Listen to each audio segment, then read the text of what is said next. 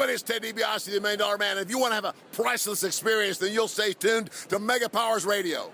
And remember, everybody's got a price for the $1 Million Man.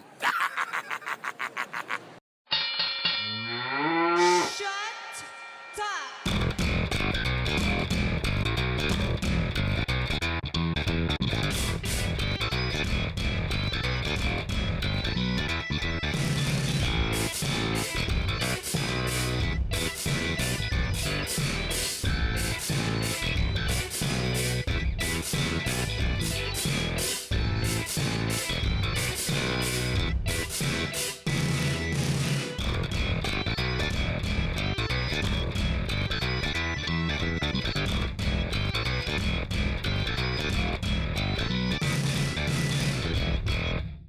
Hey, yo, Mega Maniacs. Thank you for joining us here on Mega Powers Radio for the most interactive post-Raw experience available, the Raw Post Show, where we invite you to join the conversation in all different types of ways all throughout the show. We're going to be starting the phone lines up around 11:30. If you want to get yourself in line, go ahead and pick up your phone, dial area code 760-512-7247. Get yourself in line nice and early and get your voice heard right here on the show. But if you are impatient, you can go ahead and jump into the chat room where we already got lots of cool folks hanging out. Shout out to the people who got here nice and early. 5 times combo, Back Out, Ferris419, Chaotic, Silence Goon, Wazili, and Silent Wind of Doom. You can almost make a music out of that at this point. Lots of rhymes going on in there. Of course, we also have Twitter open for y'all at Raw Post Show. The Mega Maniacs group is open to y'all as well. If you want to put some stuff in there, we'll get it onto the show. Most interactive post-Raw experience available. We have that name for a reason. Not the most attractive Raw Post Show. But that's true as well. Sure. Yeah. All right, guys, we had an awesome Raw tonight. It came from England, and they usually go pretty hard when they're over there for these shows, and I think they delivered another excellent show tonight. I'm excited to talk about it. I actually have a lot of notes about it, too. I think this is a good thing. A good thing indeed, and I'm excited to hear what everyone out there has got to say about it as well. So use those avenues. In the meantime, we're going to start with the host that we have here, introducing who we got. My name is Mike Paden, station director here at Mega Powers Radio. With me tonight, got the full cast. First off, the leader of the Drew crew, Mr. Drew White. What's shaking, Drew? Not much was shaking on your end. Chocolate milk, I hope. Love that stuff. Gotta shake it up, though. Hang on, is it shake it up. Is it the one where you have to pour the chocolate syrup in, or is it like Nesquik where it's like the powder, or is it just you buy chocolate milk straight up? No, you just buy the chocolate milk. Okay, good. You buy like the gallon jug. Good, because the powder sucks, and the syrup is okay. Yo, only if you don't know how to mix it like a man. How do you do that? Like a man. Moving on, we also have the host of Unanimous Decision MMA, addicted to anime, Wago Rants, and I'm sure knows how to mix his chocolate milk like a man, Mr. Stephen Wago. Yo. Okay. Thanks for bringing some great commentary to this. From across the pond, who must have felt very at home with tonight's show, Mr. Shaun Walker. I drew a line. I drew a line for you. It was yellow. Copeland. Okay. Not really getting anything from you guys tonight. Let's see what we got from the last person we got here, the main man of Smart Out Moment, Fanboys Anonymous, and maybe Out on Limbs. Who knows how much longer that's going to be, Mr. Tony Mango. I am outraged that nobody has mentioned the best chocolate milk, and that is the bottles of Yoo-Hoo. Ugh. Specifically the bottles. By far the best. Well, Fuck mixing it. I just want to have it already done, open up the bottle, drink that shit down. There's a gaping hole in that, though, Tony. What's that? Yoo-Hoo isn't chocolate milk. All right, it's chocolate drink or whatever. But if you can get a cameo in the fucking Daredevil series, which kicked ass, you get a lot of extra credit. But Yoo-Hoo is in it? Yeah. There's literally a scene where somebody's drinking Yoo-Hoo. You know who would know something about milk? Time Cow. Oh. You know, there was a milkman. Was there a chocolate milkman? I don't know. Speaking of time count, hopefully we're going to get more development on that case. Hopefully we'll hear from Cliff Clefton. Also, from what I understand, Jeff or John or whatever his name he's going by these days apparently wants to call out and make a rap battle tonight. So we have lots of stuff coming up on this show. Also want to start reminding all y'all out there, next week live here on the Raw Post Show on Mega Powers Radio, we are going to be doing our Fantasy League draft. So we're going to be picking our teams for the next calendar year going through to WrestleMania. Always a fun time with that. And, it's going to be influencing the next year that you hear us talking about on Smack Talk and here, whenever you hear us taking shots at that. Those are our Fantasy League teams, and we're going to be picking them next week. So make sure you're here for that and stay tuned for all that other stuff. In the meantime, let's get talking about Raw here, guys. As I said, I think it was a good show. What is the number one thing, though, that you guys took off this show? Drew? Number one thing I took off the show was, like, you kind of mentioned it. The England crowd was more vocal than last week's, that's for sure. But I don't know if I like the England crowd that much tonight, other than the Fandangoing stuff. Like, it was okay, but it got to be a little much at points. Yeah, a little bit too, like, indie. I think that's what the issue is sometimes. I don't know about that, but just, sometimes it get a little annoying when it comes to some of their chants. But overall, I thought it was a fantastic show. I didn't get to see the first 30 minutes. I came in halfway through the Battle Royal with the Divas. So everything after that was good and great. I really enjoyed it. Wago, how about you? Whilst you mentioned that it's somewhat an indie fan base, Drew, at the same time, they weren't to the point where they were being dicks about it. If you were a good enough promo, you could convert them halfway through. John Cena did it. Roman Reigns did it to some degree. So I think it was a solid crowd that came out tonight, and they made the show more interesting to me, because there's nothing more that I hate than watching a quiet crowd on television. It just takes me out of it. As far Look as at you, Sioux City, Iowa. Yeah, the fuck. Or North Carolina, wherever the hell they were at. If I had to take away anything, it would be that we got a lot of good wrestling on television tonight. Oh, yes, we did. And hats off to John Cena. It seems like he has the best match of the night for the most part each week now. I'm loving this US Open thing. Oh, yeah, but the guy sucks. 5 moves, that's it. Yeah, 5 moves, except, he adds more moves. No, he has a 6 move now. It said Springboard Stutter. No, but he had to get rid of one of his moves. Yeah, I think he's getting rid of one of the shoulder blocks. He's got rid of the bigger one. He's getting older. He's got to lighten up a little bit, so he got rid of the bigger one. Yeah, you don't want to overwork yourself. Mm-hmm. All right, Shaun, what about you? What's the number one thing you took away? Again, the crowd. I love the crowd. It reminded me of a good old-fashioned soccer crowd. Quotations. Have you had the pleasure of being a part of a crowd like that, whether for wrestling or soccer? Soccer, yes. Wrestling, no. On the 30th of April, I'm going to the darts, so I'm looking forward to that. That's gonna be awesome. Do you think there's gonna be a rowdy crowd at the darts? It always is. Really? Mm-hmm. No shit. All the time, but all the time. Dude, Google you got to post some videos of crazy dart audiences in the Megamaniacs, please. I will do. I have to see some crowds losing their shit to some darts. Yo, motherfucker, did you see it? He threw the shit out of that dart. The darts is always great because the crowd are drunk most of the time. So here's the issue though with darts: the guys that play are always like douchebags wearing bowling shirts with huge collars and always got their top button open and a hairy chest sticking out. Fuck those fat fucks. And how do you watch that as like a crowd? Because I think about how small a wrestling ring looks when I'm in an arena. How are you watching a dartboard? I don't know. I'll tell you when I get there. Okay, all I'll right. be on Snapchat. I could imagine the crowds doing that thing that they do with the kicks and stuff, where the guy's getting ready to throw the dart and they're like, And Tony, round us out. What would you take away tonight? Tonight was a night where a couple important things happened and the rest was filler, and there's nothing really offensive, nothing really horrible that had happened, although I think it kind of dragged along, and a couple good things were peppered in, but for the most part this show felt like a couple bullet points and the rest was just kind of extra. Wasn't that Raw?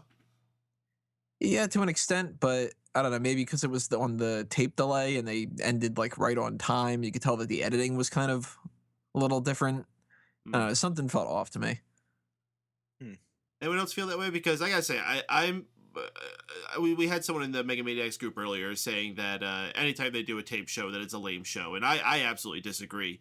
Maybe in some cases when it's like a United States show, but anytime they do these England shows, they almost always go hard body for these, and I think they did that tonight. Well, Wago, what do you think? The only time you have a bad show that's taped is if you've booked it badly, and it's still the same show. The only reason it should be ruined for you is if you've gone and looked up spoilers. Well, and that's a point I kind of wanted to get to. Like, I always avoid the spoilers, especially for something that's happening like hours later. Now, Tony, I know you have an excuse you can't avoid because you have to do your reporting for your website. But for anyone else listening out there, I mean, if you're going and reading spoilers, you're doing it to yourself. And if that's what's ruining it for you, then that you have a self-control problem. Right. That's not a problem with the show. Patience is a virtue. It's like all of Game of Thrones has been leaked, but Paden hasn't ruined it for himself. Ooh, yeah. I'm certainly not watching that. And you know, the thing with Game of Thrones especially is that that's leaked. And the thing is that the leaks are like shoddy quality. They're like as if you were watching it on a VHS tape. Did you And why hear would I that wanna somebody watch Game of wins the Thrones Game like of that? Thrones? Oh, shit, really? Yeah. I hear they win in like the last round. Huh. Do they win that King of the Ring chair that they had at the 2001 King of the Ring? They might That have. was awesome. I don't know. I know they got the scepter. You wanna? The only time I really don't like tape shows is when they edit it to the point where it's just weird, and by that I Wait, mean you mean SmackDown? SmackDown. I haven't watched a full episode of SmackDown in like a year now.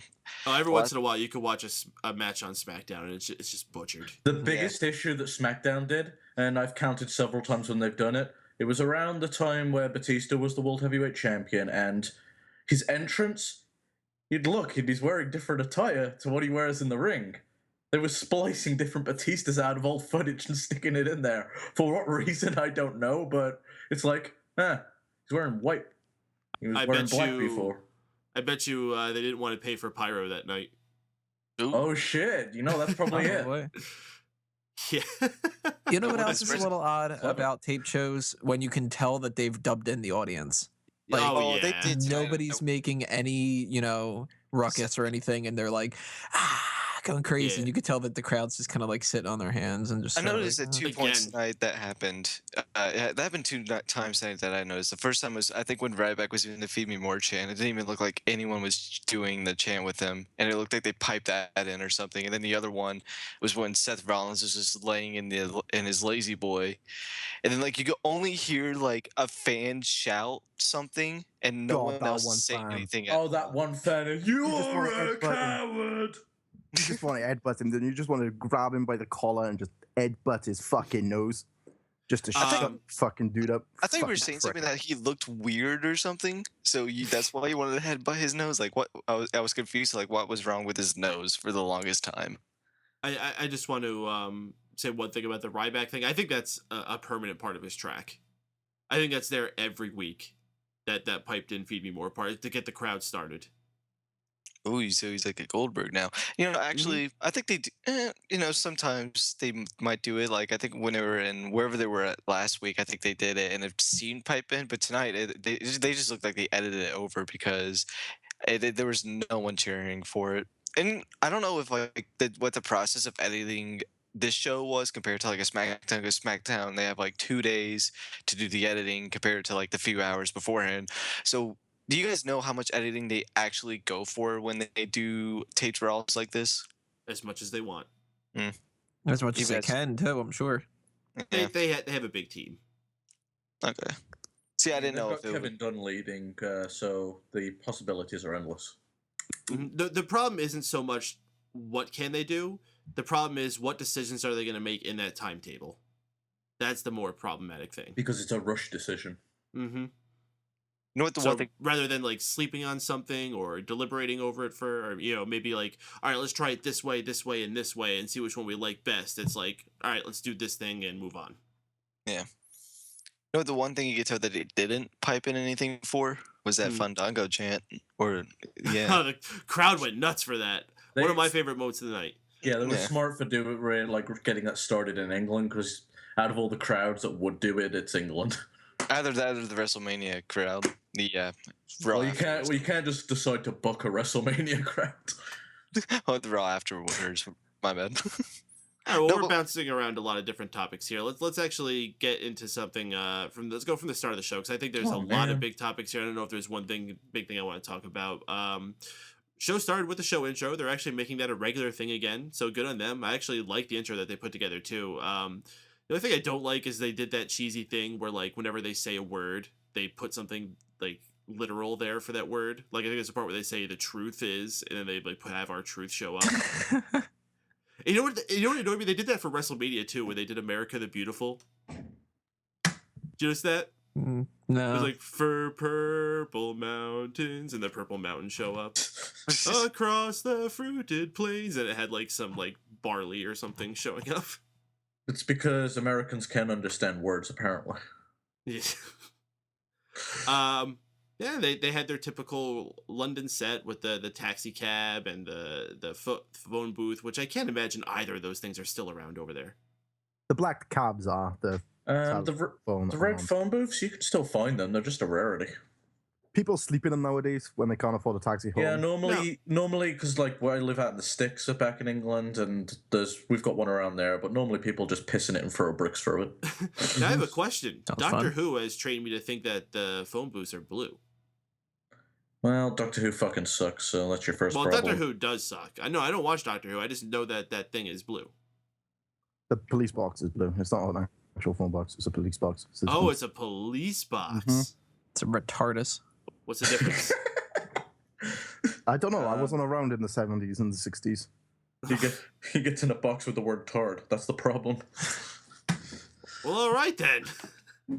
Our show began with John Cena coming out to a boisterous crowd, beginning with the John Cena sucks chants. One of my favorite chants. Always a fun one to be a part of, I gotta say. When we got to do that at the Royal Rumble, I was dying to be a part of a crowd that did that fervorously, and they did it that night, and the crowd did it again tonight as well.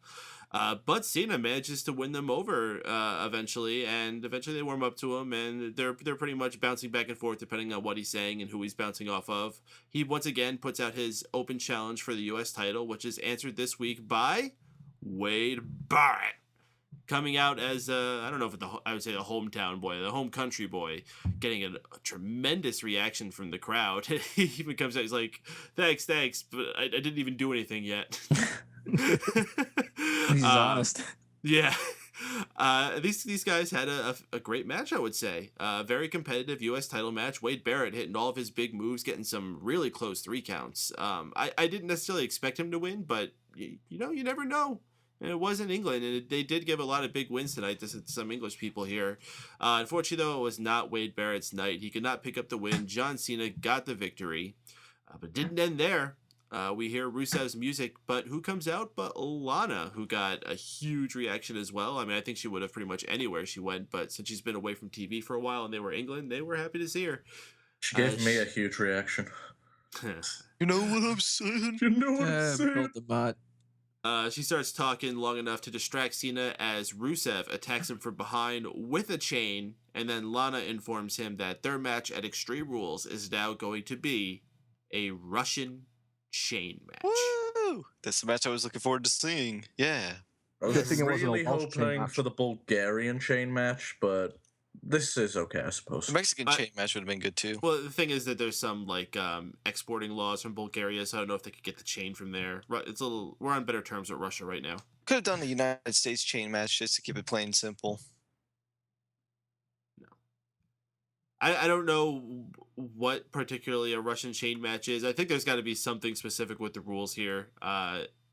Well, they did we'll see. say it happened before, didn't it? It did happen before. They had one with Bruno Sammartino, and I believe they said Ivan Koloff. Yeah. Yeah, but flag matches happened before, and they still changed the fucking rules of that too. Yeah, well, maybe they'll do that here. I don't know. I'm open-minded to it because, it's something different. It's not something they do very often. Chains actually play a part in John Cena's career back from his rapper days. He always had chains involved with him. And he So, I just think brought it's it the way to back go. for the Brock Lesnar feud too. Yes, he did. So I think this is an appropriate way to do what I would assume would be the final match between these two, the rubber match. And I think this is probably going to be another John Cena victory, unfortunately. But what do you guys think about everything that went down with this tonight? I'm in a different boat to you, as I'm actually perfectly okay with Cena winning because this has been some of the best television out of John Cena and in the company right now. I've not enjoyed John Cena this much probably since his first year wrestling Chris Jericho and Christian on Raw. So this is something new for John Cena. It's refreshing. He's going out there and having good matches. I mean, you can't argue with that. If you find fault in it, you're just a douchebag and you should go eat some Cheez-Its. Well, no, I don't have a problem with that. I just feel it's an unfortunate ending for Rusev. That's why he's getting the shit end of the stick here. Well, we all knew eventually he was going to get fed to Cena, so I'm not too upset about it. It's when you see something coming, it's never as bad. Drew, what do you think about this? Like I said at the top, so I didn't get to see the first 30 or so minutes. So well, fuck you then. Well, no, I was Shaun? going to say, hey. Shaun? Me, I thought the John Cena and Wade Barrett match was the match of the night, and I agree with Wago. I don't want to see Cena lose the title because this has been, I think, his best run in years. Oh yeah. For the WWE, and I honestly don't think it's a bad thing Rusev's gonna lose. If he does lose, I think he'll go on towards the IC title more. It might be something they do. I think a feud of him and Daniel Bryan would be interesting to watch. Tony, round us out on this one. The match was good with Barrett and Cena. Better than the matches that Rusev's had with Cena. I didn't like their Fastlane one. Didn't like the WrestleMania one. Doubt that I'm going to like this one at Extreme Rules, and that's partially because I don't like chains matches. If it's anything close to a strap match, those are very difficult to pull off, but at the very least, thank God it's not what I was expecting it to be, which is a last man standing match, because, man, I am fucking sick and tired of John Cena last man standing matches. So, that's a positive, and it's, kind of a negative, too, because it could have been a better thing. I mean, I would have much rather preferred a false count anywhere match, but I'm going to be kind of skipping past this a little bit on Extreme Rules and not really look forward to it. I have nothing that really makes me think that I'm going to enjoy it after their last two matches and with the stipulation, but I do agree that the US Open Challenge thing that he's been doing has been very entertaining, so I kind of want to just move past Extreme Rules in general and just go with who's the next feud for him. All right, folks, with that, we're going to start opening up the phone lines for you to call in. Once again, that number to get yourself in line on the Raw Post Show on MegaPowersRadio.com is 760-512-7247. Again, that's 760-512-7247. Get your voice heard live on the air on Mega Powers Radio. And with that, we're going to take our first caller. It's... Gosh, I don't even know what name he's going by this week. Let's just go ahead and bring on this caller.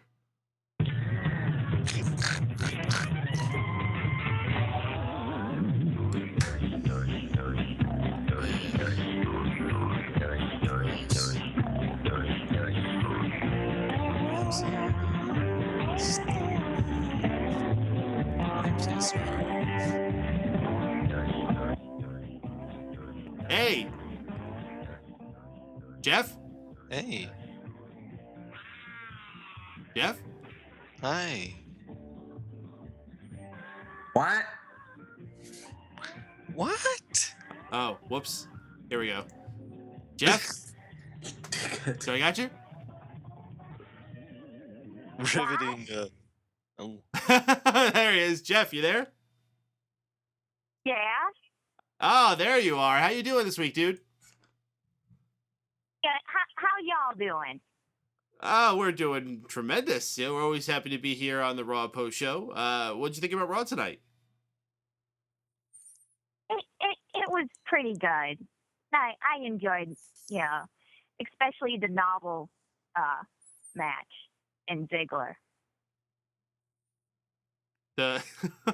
Oh yes, that match was fantastic. Those two put on quite the clinic. An excellent showing for the young NXT talent coming up.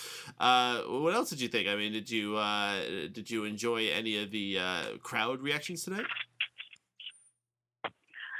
Oh yeah, especially with Kane going babyface. He's almost there. Yeah. I mean, he's not quite getting the reactions of someone like Sting, but he's getting there. Dang! Oh, goodness gracious. Love So, him. what else is on your mind tonight? Well, listen, guys. Yes. My name is not Jeff. Okay, not Jeff. Now, if you are going to keep calling me Jeff, I'm not. My real name is John. If you're not calling John, not Jeff, please at least call me not Jeff. John, not Did Jeff. that make? Oh no, it's kind of a gross Jeff. name. It is a really gross name. No, listen. I'm being honest, guys. My name is John, Uh-huh. but you're calling me not Jeff. But you told us your name is not Jeff. Yeah, your name's not Jeff. Mm-hmm. You said it It's many times. It's not Jeff. It's John. Yeah, you just said it again. Yeah, It's not Jeff. Listen. Oh, okay. I give up, guys. You know, Oh. I'm sorry, Aw. Jeff. We forgive you. Listen. Okay, you guys, what I've been really wanting to do is get a hold of that imposter. He is such a piece of shit. Crap. I am going to tell you my emotions. I am going to rap. They don't call me MC Snarf. for no reason. Oh shit! All right, that's right, Yeah. folks. I almost forgot we were getting the battle rap challenge here. Now, do you have JD on the line? Is there any of the JDs on? Yeah, we do got a caller from the 412. You want me to bring him on for you? Yes, I want my client to be here, please. Okay. Well, I wasn't ready. I'm not like a WWE where I just have everybody's entrance music queued up here. All right, I think I got it here. Let's bring on JD.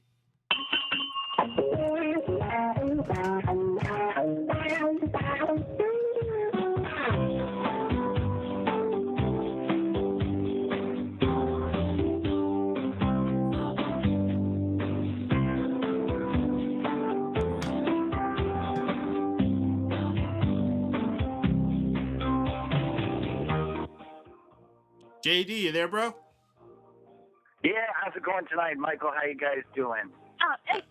That is not the real JD. That's the imposter. How dare you? I am so going to tear you apart, you stupid piece of shit. Mike, I don't know what's going on here. What's going on? What is He's it? the imposter. I don't know. I wasn't Jeff ready said. for this kind of abuse, however. Now Jeff said they wanted to battle rap you and they wanted to call you out, so I Yeah. brought you on. A rap battle? You want to do a rap battle with me? Yeah, you don't know. You're what from yourself into, Pittsburgh. That's the however. home of Will Smith. You should know a thing or two about it. Nice clean rap. Yeah. I'm not even I'll show you. prepared for this. Well, okay, you can speak your mind to me. I'll get into Raw after this, but before you tell me your rap battle, can I say a few words, please? Yeah, Just let's see a what you few. have. All right. Here we go. Do you mind if I lay down a beat? Do you? Okay. You just got flagged for copyright. Let's just freestyle here. Okay, guys? Here we go. Challenge me to a battle, you better think twice. I'm taking off my gloves. I'm not going to play nice. You say you're not Jeff, but you're really a snarf. When I hear your voice, it makes me want to barf. You're just like Raw with the words that you spout. It's the same old crap, week in and week out. Every time you call in, the show goes south. Just a bunch of garbage doing out of your mouth. To match wits with me, you got to be clever. You can't always repeat the same thing. However, I think that maybe you're the one that killed the cow. You should do us all a favor and hang up now. Whoa! Oh my god. Yeah.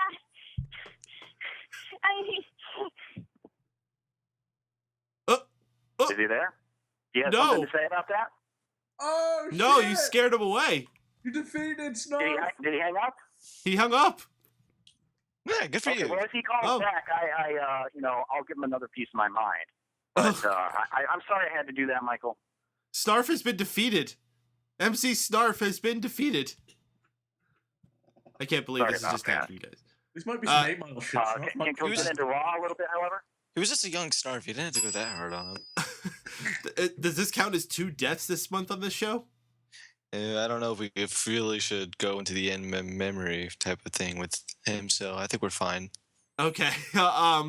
Well, I guess in the meantime, yeah. JD, what do you think about Raw tonight? I thought it was a pretty good show. However, it was on a tape delay.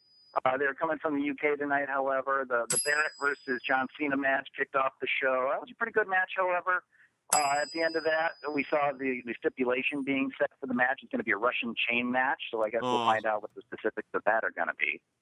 I'm looking forward to it. However, we'll see what it's going to be like. A couple other good matches. There was Cesaro versus Orton. We had Dolph Ziggler. Let's see. We had a bunch of matches. The Battle Royal with the Divas, I thought was pretty good. I'm glad that Paige came out on top of that because she's the one who deserves it the most right now, in my opinion. However, on top. We had Bray Wyatt cut another nonsense promo. However, we're not sure exactly who he's talking about. I'm pretty sure I have an idea, but I don't know. We'll find out soon. We had a tag match. Roman Reigns cut a promo. That was pretty interesting. However, we had Adam Rose and Ambrose. That was kind of forgettable. With the Kane and a Big Show had cut a segment backstage. We had this Seth Rollins versus Kane. They wanted Kane to just lay down, and that's just a bunch of bullshit. The Authority and their little butt boys. They just need to get them off of TV. However, it's just one of those things. They played this storyline out forever, and I'm sick of hearing it. Yeah, fucking people who just don't know when to fucking end stories and just keep them going on and drag them forever and ever. It fucking is nothing worse than that. Exactly, however. Now, probably my match of the night would have been Ziggler versus Norville. I thought that was a good match. I thought, they both put on some really good moves, and I enjoyed that very much. Overall, I thought it was a decent Raw. I'd probably give it a 3 out of 5 rating on that one. But, I don't know. What did you guys think? We thought it was actually a pretty damn good show. I mean, I thought they always go pretty hard when they're over there in England and give us a pretty damn good show as they did tonight. We have a little bit of varying opinions here. I know Tony is a little more sour on it than the rest of us, but I think even he has to admit that it was a good show tonight as far as Raws go.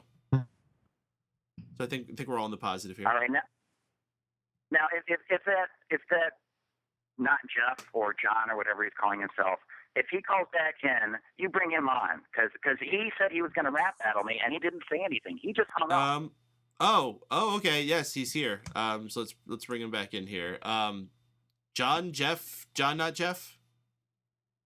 Is he here? I'm John. JD. Hello, fake JD. I hope you're ready, bitch. Oh, what is this? Oh, you gonna bring it on? Okay, let's hear what you got. First one. All right.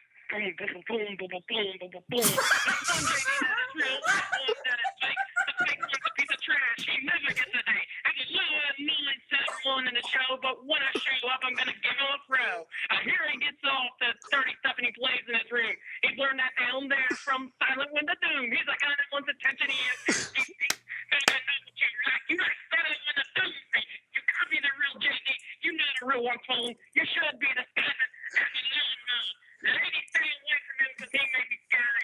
You like to take off your clothes because you're just as hairy. You're certain people being born down on the highway. You must have been born on a grocery store layaway. You have an obsession for step rounds and butt plugs. You don't have a girlfriend. You only have toys. And now you're scared of me? Well, that's just fine and dandy. Me and you will fight because I got my tools in handy. And now you and the girl want to be in the ditches while you two are perfect for each other. Both of you are bitches.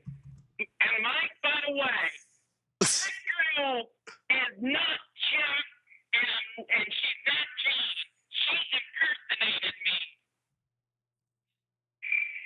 I think you broke your cell phone there.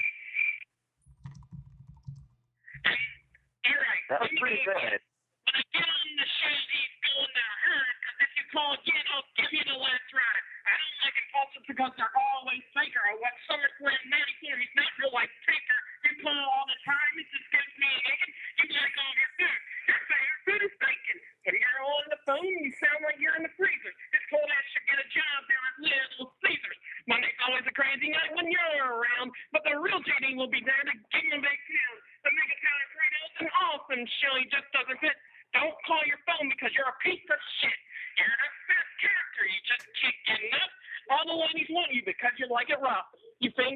cool guy and you're just a nerd?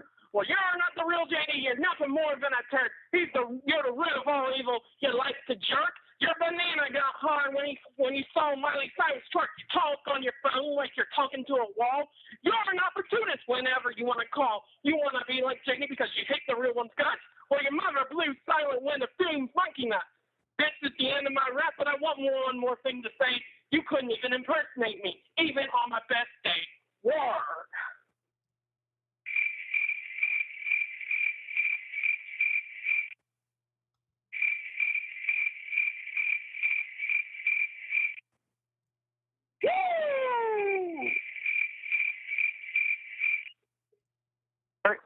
All right, JD, you got anything to say to that? No. Yeah. Will you please allow me to retort? Yeah, go ahead. I do have something to say in response to that. Oh, okay. All right, let me drop the beat here. To get into the groove. You know I spent some funky rhymes. All right, here we go. You ready? Jesus Christ. Here we go. Rap battle with me. Man, what were you thinking? You open up your mouth and your breath starts stinking. I can't believe that you and I used to be friends. I bet you smell worse than Jerry Lawler's Depends. Your gimmick here is over, but not like Daniel Bryan. You come to challenge me and you're gonna leave crying. I don't know what you're saying. Just a bunch of noise. You're worse than the authorities and all their butt boys. Pitiful rhymes. That's all that you got. Last name Jeff, first name not. You're weaker than the weakest diva on the roster. Wish you'd go away and take a fake imposter. Oh, shit. Mike? Yeah. Mike. Yes. I want the real JD to call. I want my client. I am the real JD. I am can't. the real JD. I he's right there, according to me. As far as I know, I mean, if you mean the other JD, I can't make him call. You have to find him. You're his client? Don't you have his card? This is bullshit. I'm not going to take crap from both the imposter, however, and not Jeff now. They're both getting crap, however, they don't deserve this.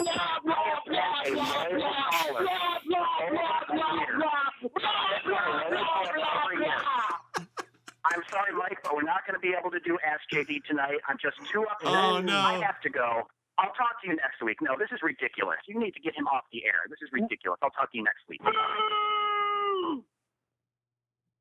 Well, all right. Well, that was quite an intense battle rap, I gotta say. John, do you have any parting words before we let you go? Yeah, about Monday Night Raw. I think that, for once, I'm going to have to agree with the imposter JD. The Ziggler Neville match was pretty good. Oh, okay, that's fantastic. And I guess the high point will be Ziggler versus Neville, and the low point's got to be Kane and Seth Rollins. Oh, yeah. That was an awkward segment. All right, man, we got to keep moving along here, but that rap battle was intense. Honestly, you must have put a lot of time into writing all those funky, fresh rhymes. What's up? Have you still found out the search for the time count? We're still waiting to get some leads on that. We do have the best man on the case that we can get. And hopefully we're going to have some answers for that very soon, or at least find some. Still be listening in tonight. All right. Listen in. All right. Well, maybe we'll hear from the other JD as well, or who knows what's going to happen. We still got a lot of show left here, but you have a good night, Jeff. Whoever JD called, may I call it back in too? Well, sure. Why not? Okay. No. All right. All right, we're moving along here, guys. Continuing on the most interactive post-Raw experience available here, the Raw post-show on Mega Powers Radio. Chat room has been scrolling with some awesome things throughout this whole time. They just love that whole thing. Shout outs to everyone who is sitting in there with us. Back out, Creepers onto radars, Ferris419, Chaotic, Silence Goon, Silent Wind of Doom. Hey, where'd Wyzeeli go? I thought we took the enthusiasm out of his name. Is this Silent Wind of or not? It depends on how good I'm feeling. Oh, okay. It's still fun to say. I don't do it because I like him. I do it because it's fun to say. Okay, you say that makes me happier. Everything's wrong with him, but he does have the best username out of all of us. I know, I was thinking about going with Netpicker. Ooh, you got a good point. Never mind. Netpicker it is. So you got no redeeming qualities, Doom. But wait. What? Wouldn't it be Nitpicker? No, because it's like Nitpicker, but on the net. I gotta take a drink. This is too much. All right, guys, let's continue talking about Raw. We're almost Oh, an hour through the show here. We've sweet. only talked about one segment, really. Our second segment on the show tonight was Divas Battle Royal, as teased last week with that awful segment with Kane in the back. That's an odd tables match. It's like WrestleMania, but with Devils. If you think that's bad, in my notes, instead of putting the Bellas are on commentary, I put the Bells are on commentary. Oh, time. Oh, those bells, the Like Devils bell champions.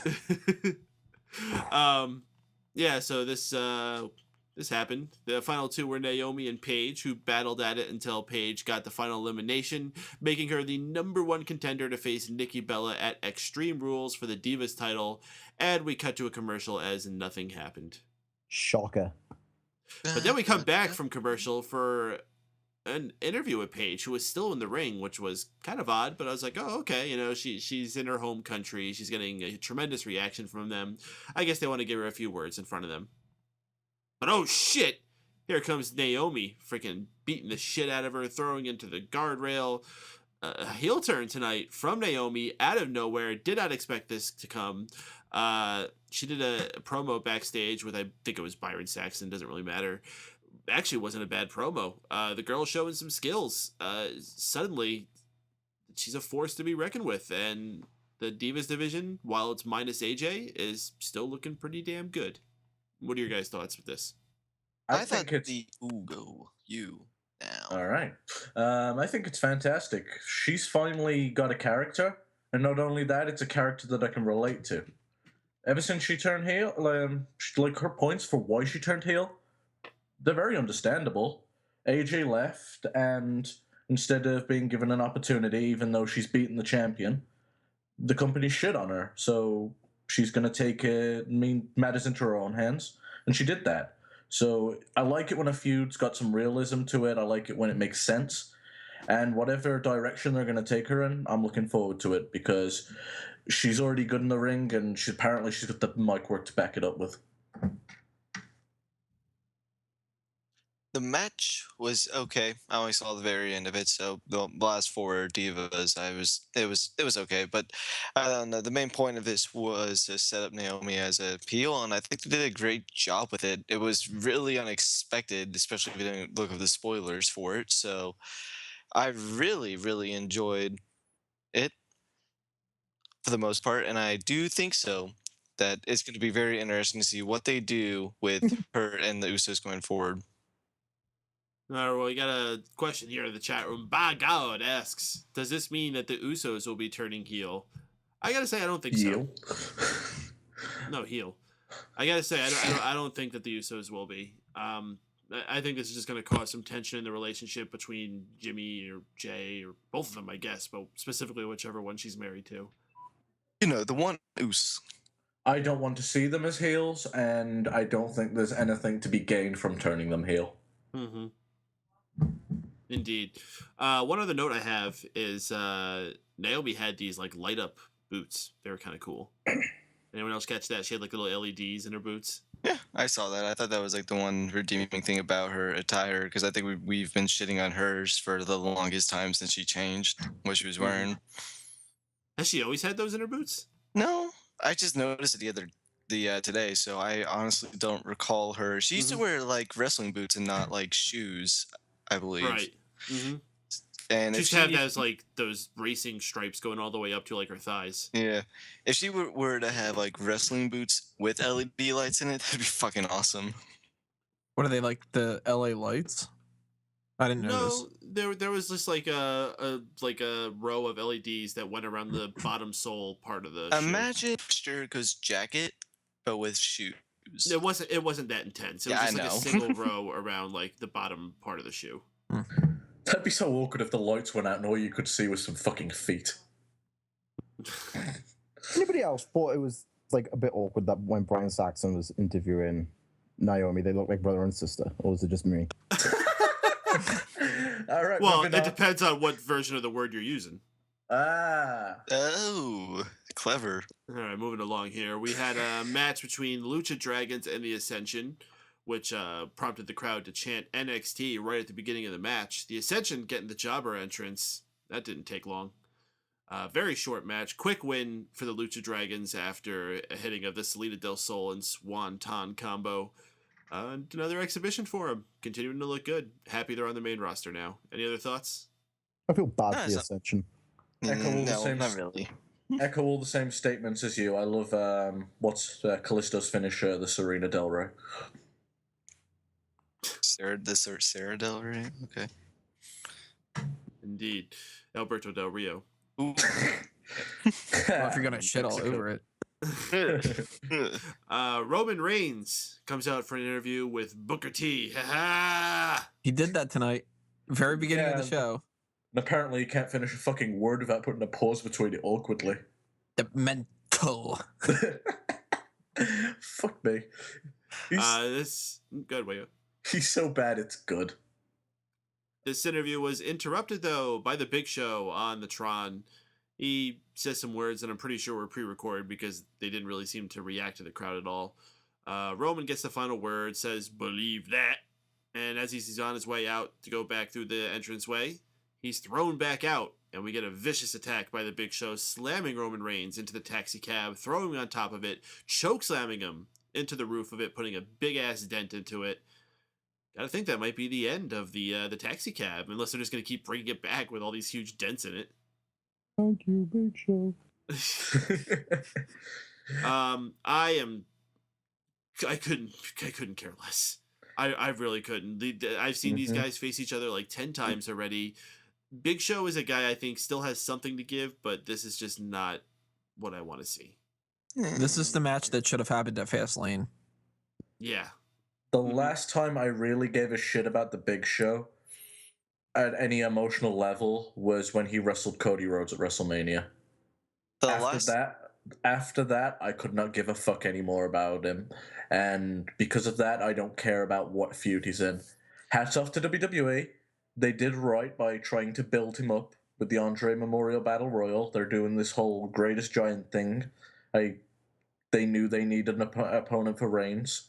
I just wouldn't have had to be the Big Show. They've wrestled too much, and we don't need Kane and Roman Reigns Kane and the Big Show in the main event anymore. We see it every week. It's oversaturated. That makes me start thinking, that the most I was ever into Big Show was that one 9-month period where he wasn't there, because he wasn't with the company. So yeah, I really don't want to see this, but I thought the segment itself was interesting and it did what it needed to do. So I give props for that. Too bad that taxi cab we will never get to see again. All them dents. Poor taxi cab. So Creepers Under Radar said that the promo was atrocious. I disagree. I mean, I don't think it was amazing, but I didn't think it was bad. It's just people shitting on Roman. The only criticism that I'd legitimately give Roman Reigns is just delivery on particular lines, and I think he's going to get it the more that he's out there. People don't realize that most of the guys that we see and call a great promo, they used to suck too. Give the guy some time to grow. I think what hurt this segment more than anything was putting Booker T out there. Booker T has kind of taken over that Jerry Lawler commentator that they send in the ring to do stuff role. Yeah, but because he's such a big personality, he takes up too much of the attention. Jerry Lawler could be there and he'd fade into the background when he needed to. The one thing I took away from this is that you were talking about the way he delivered. I think whenever he says something that's supposed to be oh, edgy, yeah, you're not supposed to say that, but you did. When he called, him he loves the word bitch. Yeah, he loves the word bitch, but he doesn't ever deliver it right. In fact, the biggest issue he has, he's got a catchphrase. He does not know how he wants to say it. Sometimes it's believe that, and sometimes it's believe that. He said it right before, or that new one he started up before Mania. What was it? The I can, I will, or something like that. Yeah, I think a good catchphrase should be able to say different ways. I mean, hell, The Rock had at least 300 different ways of saying if you smell what The Rock is cooking. And 1,000 ways to say everything he ever said. To be more on point, he sounds like he can't figure out how he wants to say it. It sounds awkward. Well, he's testing. Just like John Cena said, you got to experiment and try to see what's going to be best. That's what he's doing. Yeah, you're right. And as I said, he's still got a lot of room to grow, and he's still got a lot of time to do it. I kind of just hope it happens sooner than later, just because of the position he's in. I don't want to see him fall out of that, because he does deserve it. If he learns, if he wants to learn how to say bitch right, just talk to JD. JD knows how to say it right every time. Stephanie knows how to say it. Oh, she does too. Good point. She does indeed. Randy Orton comes out for a match with Cesaro. It's not too long, though. Tyson Kidd interrupts for the disqualification, prompting Kane to come out, saying that in the interest of what's best for business, he has to make this a handicap match. So it's now Randy Orton versus Tyson Kidd and Cesaro. Fun little bit of match here. They did some cool moves throughout it. Orton ends up getting the victory, though, with an RKO. I'm not quite sure where it came from, though. So, that's cool. So I forgot to say there's a stipulation that was involved with this match where if he wins, he gets to choose a stipulation for his match against Seth Rollins, and Seth Rollins gets a chance to do the same later on in the night. Any thoughts on that match there? I just want to ask, Cesaro and Tyson Kidd are still tag team champions, right? Yes. Yep. Why the fuck is your tag team champions losing to one man? The fuck? That's the only thing I was going to complain about this. Like, I don't understand if someone else would have done it. They couldn't have done this with, like, New Day. They could have done this with New Day, Los Matadores. Shit, There's New Day plenty wasn't of even people there they could have done it with. You do not do this to your champions. You want to know why your belts don't mean shit? This type of bullshit. No fucking reason. I agree 100% with Wago. From there, we transition back to Seth Rollins backstage with Kane and J&J Security discussing the outcome that just happened. Seth says that he doesn't want to face Dolph Ziggler tonight. He wants someone that's going to be easier. At first, he thinks Jamie Noble, but after some deliberating, he decides that since this whole situation is Kane's fault, Kane should be the one to face Seth Rollins and do the laydown for the pin. Kane, of course, doesn't really think this is a good idea, and throughout this whole night, he's approached by Daniel Bryan, Big Show, both kind of playing like the good and bad angels, trying to convince him what to do. Eventually, we did have that match with Kane and Seth Rollins. Kane goes through this whole struggle throughout the match. I don't want to say he turned face, but he did some face tendencies that got the crowd popping, like choke slamming Rollins. But in the end, he did what was best for the Authority and laid down for the pin, draped Seth Rollins' motionless limb over himself, and got the pin for Seth. So yeah, Seth gets to choose a stipulation as well. I think this is probably going to be the most controversial segment of the show. A lot of people seem to think that this was stupid. I actually think it was pretty neat seeing Kane's inner struggle, trying to choose between what was best for his job or what was best for him as a person. I thought it was neat. I'm on both sides of the fence. Okay, you've got the Authority to make a match where Seth also gets an option. By that logic, don't you have the Authority just to give Seth an option? Why put yourself through that? Why put yourself, wasn't there a jobber that you could grab from the developmental system and put him out there for an easy win? It made no sense why it happened to me, but I appreciated the story that they was telling in the match. I like the inner struggle, and I'm actually kind of wanted to see a Team Hell No reunion. I fucking love that duo. So what we actually got, I didn't mind. I just didn't like the reasoning as to how we got there. I feel you there. Any other thoughts by anyone else on this? Kane's being set up just to get fed to Seth Rollins. Wouldn't surprise me that's the case. I actually, I'm very mixed about this, where I thought it was interesting. I don't know if I really love it right away. I think next week will help me figure out whether or not I really enjoyed this segment or not. It just really depends on what they do with Kane going forward, because it looks like it's obvious that they're doing something along the lines of either turning him face or de-associating him with the Authority. So it'll be interesting to see what they do in the future with Kane. But the match itself was, at least the segment itself, it was more of that. It was interesting because they haven't done something like that in a while. Mm-hmm.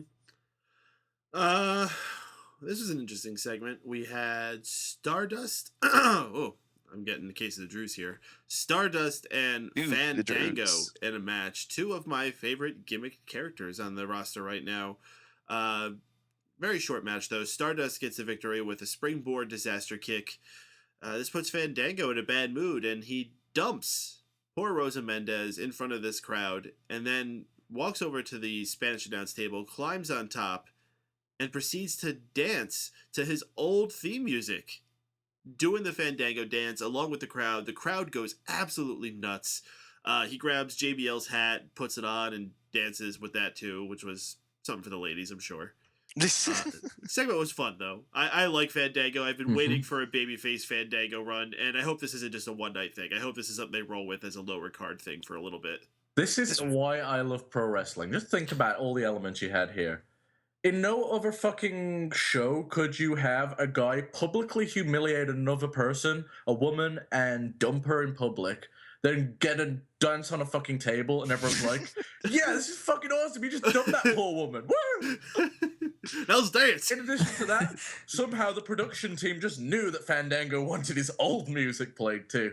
Everything in this is why pro wrestling's awesome, because it didn't need to make sense, and it was just fucking fun. One up it even more. He lost that match to a guy who, whatever the fuck Stardust is.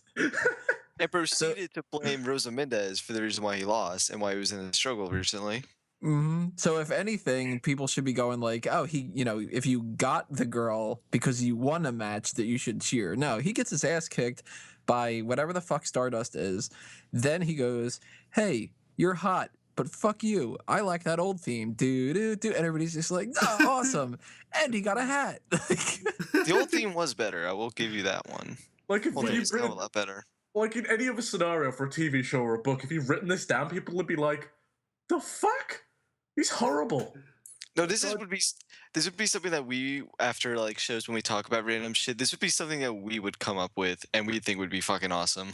And that's why we love it so much. Just didn't make sense, didn't need to make sense. It was the right amount of cheese.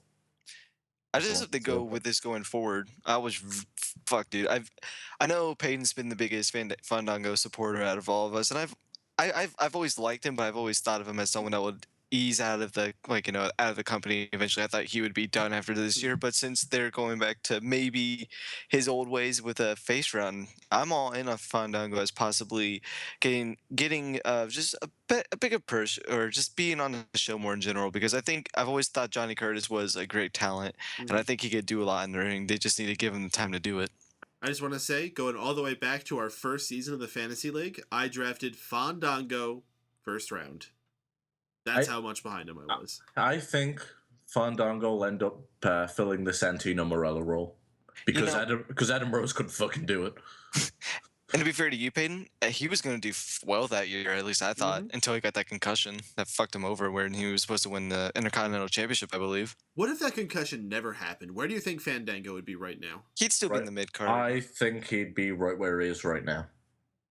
I think it would have fizzled out eventually, because I think that's just, especially now when everyone's having real names and we have a Fandango character like him, I think he would have lost steam eventually, because as you saw, the Fandangoing lost steam eventually as well. So it would have been interesting to see what, but I think it would have fizzled out. But I think they could have turned him heel eventually and turn him, or just like do something what they did with Rosa Mendez and then brought him back as this. He would be in the same situation, but I think he would have maybe meant more in the mid card during 2013 when he originally came in. All right, we got a caller here who's been wanting to get on here, so let's see what they got to say here. Caller from Skype. What's your name? Where are you calling from? Hey, my name is Shaun, calling in from Manhattan, and I just wanted to, see what you guys thought about, John Cena defending his title. You think he's going to be able to do it? We got international champion Daniel Bryan defending his championship as well. I just want to know what you guys think about what's going on in WWE lately. Wait, this guy say his name's John? Oh, not this shit again. Well, we've been talking about WWE all night, man, and John Cena, in fact. As far as John Cena, I think this is something they're going to prolong for quite a long time. I think this might even go all the way to SummerSlam before we finally see someone get their comeuppance on him, and I wouldn't be surprised if John Cena defends the title every week between now and then. I think he's a guy who could pull that off, and if he can continue to have the caliber of matches he's been having, there's a full roster of guys that he could go out there and have these matches with, and people, that might not have an opportunity to face a guy like John Cena otherwise. How else would a guy like, I don't know, even like a Neville just get out there and get a chance to face a Cena? Luke Harper will get out there and a chance to face Cena. Oh, no, he faced Cena like 20 times when he was feuding with Bray Wyatt. Never mind. Anyway, I don't know. You guys have anything you want to say about that? When it comes to the John Cena scenario, ooh, you go, John. Cena, your show fucking sucks. No one listens to this shit. No one listens to this shit. No one.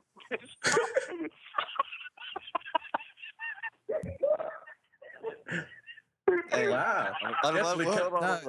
Keep Kept that up for a while. Keep going, buddy. Yeah, you're live on the air. What do you got?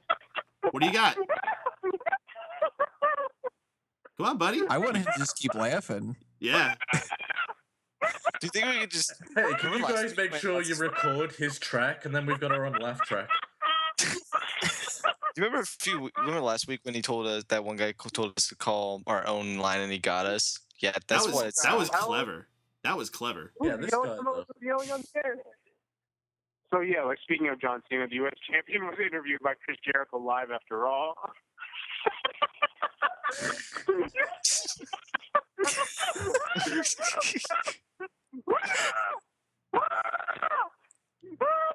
WWE's a fucking joke. Damn. Better than TNA. Oh, don't tell me he hung up. No, he's still there. All right, awesome, cool. All right, keep going. Penis. Yo, John Cena fucking sucks. A lot of people do say. Right? 5 moves of doom. Fucking hell. Fucking hell. You know, He gets a new move and then he fucking just takes away one of his shoulder blocks. Penis. Your show sucks. Okay. I like hearing your opinion. Wait, can you reiterate penis?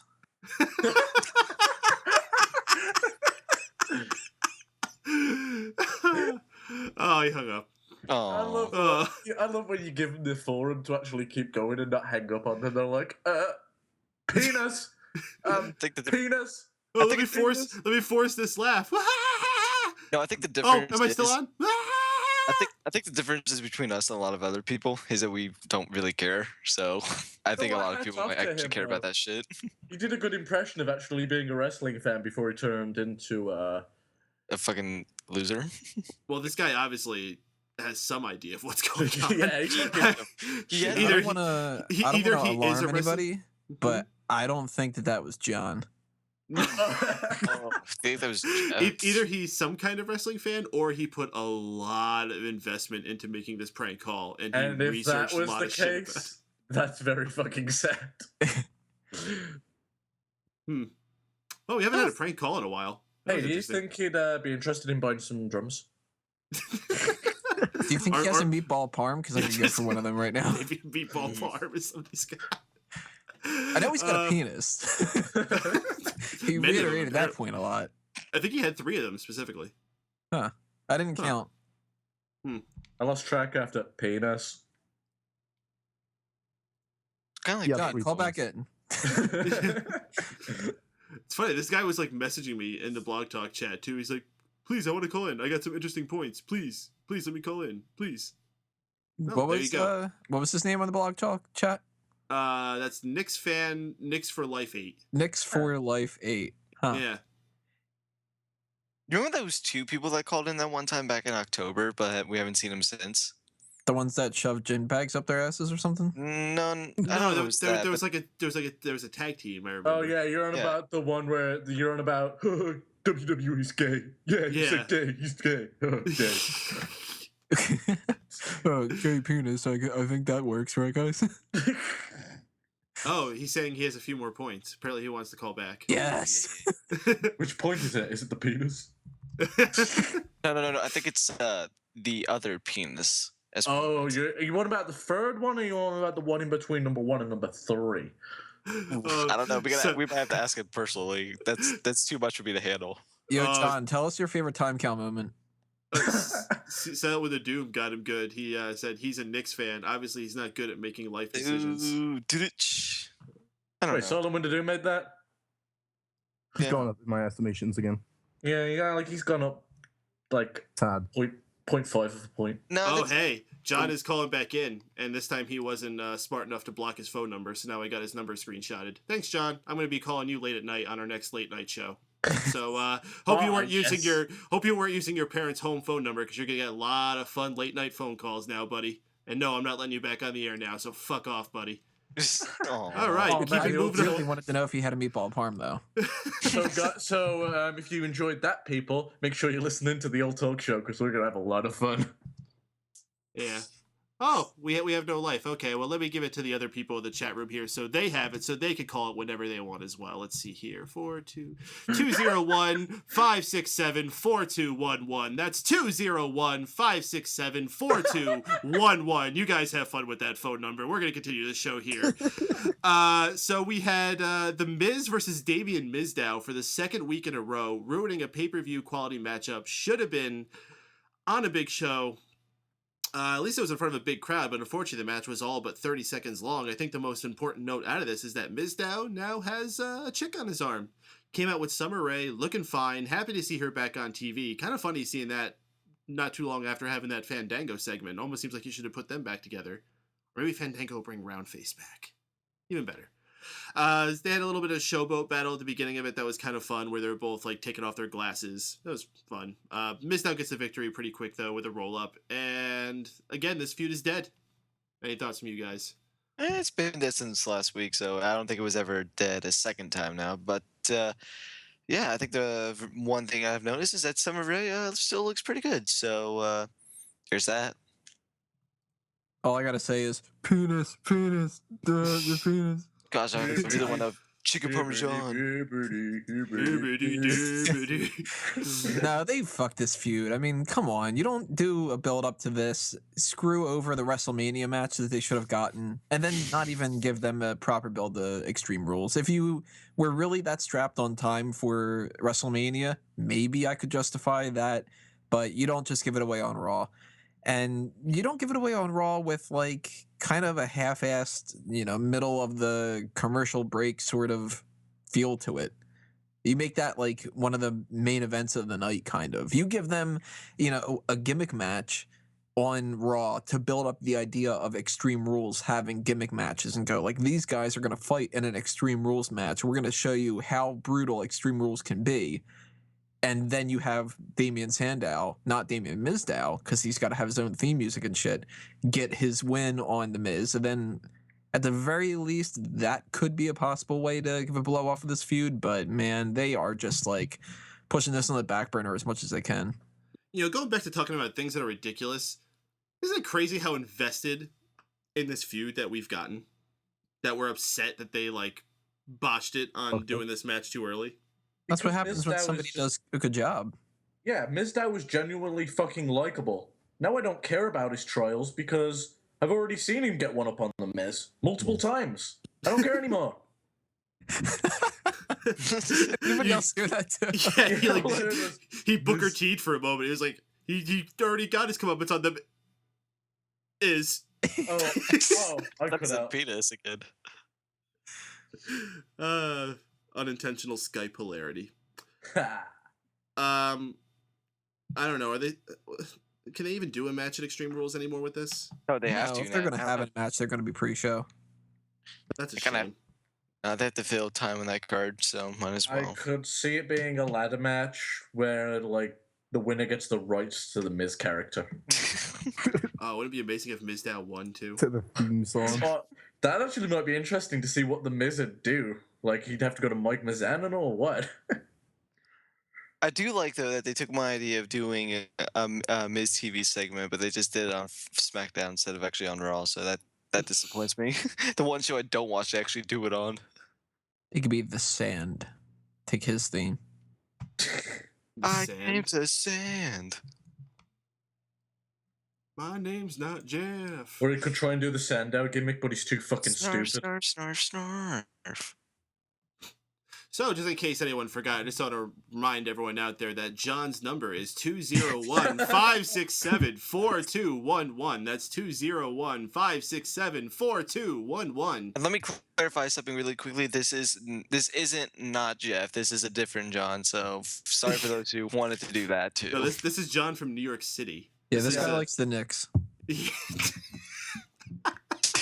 So what you're saying is that number is 201-567-4211. That is indeed what I'm saying, that the number is 201-567-4211 that you could dial with any phone that you have, and go ahead and see what he's doing.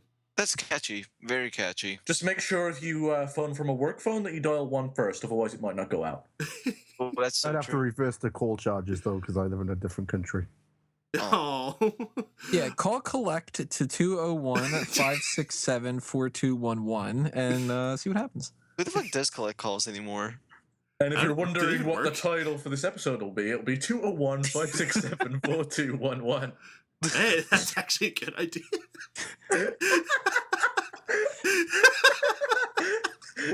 All right. With that, I think we should actually go ahead and take a caller. So we're gonna go ahead and take we got another caller coming in from the 412. So let's oh snap. Let's go ahead and see what we got going down here.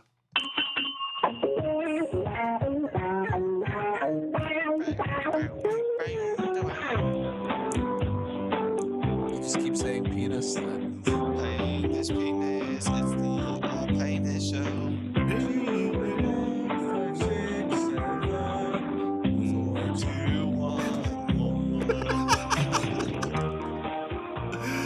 JD, you there, bud? Hey, Mike. Hey, guys. What's going on this Monday? Oh, we're absolutely tremendous, man. Having fun here on the Raw Post Show, as always. Taking care of some riffraff. You know how it is. How you doing, though? Riffraff. Yeah. I'm not doing too bad tonight. I'm doing okay for the most part. I'm hanging in there, however. It was a nice day here, so you can't complain. So it was really nice. It always felt like it was like June today rather than April. I mean, it was a gorgeous day here, so it was really nice. It's about goddamn time after all the freaking days that felt like it was December when it was April. Yeah, I can though. But today it was like 85 here. I mean, it was absolutely gorgeous here today. It really was nice today. Mm-hmm. So it was good. Anyway, let's get to Raw. However, yeah, from let's do London it tonight. However, Let's do it. Two good matches tonight. I mean, the Cena Barrett thing was good. However, I did like that. I did like the Neville and Ziggler match. I thought those two did really, really well with each other until Sheamus, Mr. Red Rooster, came in and had to kill the momentum, and then the ending just completely sucked. But it just seemed like WWE tonight had no energy in them other than those two matches I mentioned. I mean, it was like WCW 1999 booking call. 1987 Tonight, is Vince better. Russo was in charge of the office. It was like Seth Rollins, okay, let's lay down, let's let Kane lay down, however, and make it look like a jackass. Oh, let's have no stipulation where no RKO is allowed or no freaking authority can get into the cage. Yeah, this is like 1997 all over again. I mean, it was just a terribly booked show at the beginning. It was just terrible. And I don't know how bad it's going to be in the ratings this week. I mean, it's just going to be an absolute joke if you ask me. And I think they totally went backwards this week. This next week, they're going to have to put on a pretty good go-home show for Extreme Rules, if you ask me. I'm sorry, just one moment. By God, can you confirm that? If you can confirm that is actually, I'll be happy to promote that as well. But continue the conversation with you here, JD. Your high point, low point for the Raw. The high point of the night, however, I think were the two matches I mentioned, but more so, I think Neville and Ziggler were really, really good. Neville being in his own country was definitely, I mean, he and Ziggler really had a pretty good match. I think they're going to have some good matches with each other eventually down the road, and I think the fans got a test of it tonight. I mean, Neville continues to wow me, however. I'm a fan of his since NXT. He's done pretty well since he came up to the roster. The low point of the night, however, I would say was the whole Divas Battle Royal. I mean, the bells continue to be terrible on the announcing thing, and now you have Naomi going heel, however, and it looks like Paige is going to be written off, however, maybe because apparently she's filming a new movie, and that leaves the Divas division in a big-time limbo heading into Extreme Rules. Interesting. All right. Well, with that, let's do a quick round of Ask JD for this London edition of Raw. And I say we should try to make as many British themed questions as we can. So anyone in the chat room, if you have a British themed question for Ask JD this week, that's not a bad idea. I like that. I like that indeed. And I'm surprised the fake little JD hasn't called in tonight, showing you where he's at tonight. Probably you missed that. Oh, you missed. There was an epic rap battle. What did that little bitch have to? What did the little bitch have to say this week? Him and Jeff had a rap battle. Well, to be sure, we don't know if that was the fake JD that called in earlier. And there seemed to be, and Jeff called it Well, twice. Jeff is my attorney, and I hope he put the fake JD in his place, because the fake JD is a piece of shit, and I'm issuing him a challenge right now. If he's still listening in, I'm calling a steel cage match with you next week on the show. If you have the balls to call in at this time, Howard, I dare you to call in, Howard. And I'm calling for my attorney. If he's listening in, I want him to listen to this too. I hope he'll be in with me next week. He can bring Silent Wind of Doom if he wants something. He wants a tag match with me and Jeff. I will put him and ram his face right into the cage wall and slam him hard.